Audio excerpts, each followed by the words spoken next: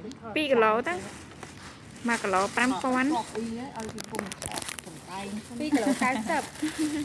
យនឹងឲ្យ 1000 ទៀតថតខ្ញុំមិនដឹងទេ លក់ស្អាតទេនេះ បងអីបងអីបងក៏បានអីមិនបងក៏បានចិត្តក៏បានអានឹងគ្រូចាស់ហ្នឹងមែនគ្រូក៏ចេះបងគ្រូចិនគេតែឆ្ងាញ់បងអញភ្លក់មួយមកផ្អែមណាអានឹងយកផ្លែធំផ្លែធំក៏បានគឺក៏បាននៅហ្មងបើយកទៅផ្ទះឲ្យអូននេះអត់ទិញអីទៀតទេចាខ្ញុំទៅកាត់ផ្លែឈើមកកេះទៀតទៅរួច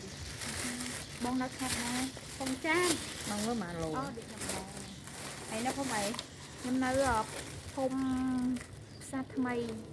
នៅកោះសតិន2 គីឡូកន្លះបង នៅភូមិជីហែ នេះជីហែដែរតាប៉ុន្តែដកទៅទីចិត្តអីចាអូដាក់ 2 គីឡូកន្លះហ្មងណា គីឡូកន្លះហ្នឹងទៅ1 គីឡូកន្លះទៅ បានដាក់កុំពី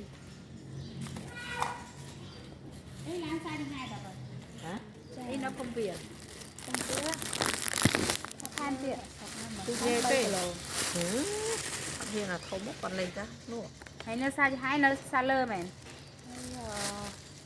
នៅជួតវត្តនៅចិត្តវត្តនៅចិត្តវត្តឥឡូវគេទៅលក់មុខវត្តណាហ្នឹងហើយផ្ទះខ្ញុំនៅគេថតប្រហែលអត់ហ្នឹងហើយខ្ញុំផ្ទះនៅម្ដុំហ្នឹងញ៉ាំមុខផ្ទះផ្សារហើយគេទៅលក់ម្ដុំណាតែមិនអត់ទេហើយលក់អើយទៅឡើងផ្សារណាផ្សារថ្លៃណាលើចុះខែបំខែទៀនគេទៅខ្ញុំអត់ដែរទៅនៅក្នុងផងទៅបានណាទៅមកបកក្រោយទៅហើយមកផ្ទះវិញអត់បានដេកជប់អីទេទៅលេងអាកន្លែងនេះហ៎អាកន្លែងគេកៃនឹងបានលក់មិនគីឡូកន្លះទៀតមកក្រម អត់រឿគេរឿឲ្យដាក់អស់លើ ចាំបាច់ចាប់យកចឹង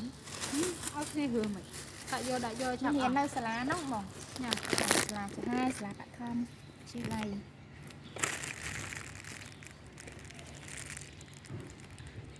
អូនលក់មកប្រូចចឹង ប៉ុណ្ណឹងទៅ4 6ចឹងចា8 9ដាក់2 គីឡូនេះ2 គីឡូ 90ទេចូលអញ1000ទៀតតែទៅយ៉ាងប៉ុណ្ណឹងអត់ព្រោះទេ ដាក់ថែមទៅជួយរើ ញ៉ាំលេងនេះ នេះនេះអូនខាងក្នុងឯង អីយកកាន់ទឹកណានេះកាន់ទឹកឲ្យអូនមួយកែវទៅទាន់នៅផ្ទះ ច្រើនណា ចិត្តតែស្រវក់ចែកតិចទៅ បាជា នេះអើ ទៅផ្ទះដែរបងតាមកាទៀននេះអីខ្មោចឲ្យ16ហ្នឹងច្រើនណាស់បងមកខ្លាំងណាស់អីមានទិញបន្លែទៅនេះលោករីដល់ពេលចាំទៅទិញទៅហា2 គីឡូមកខាង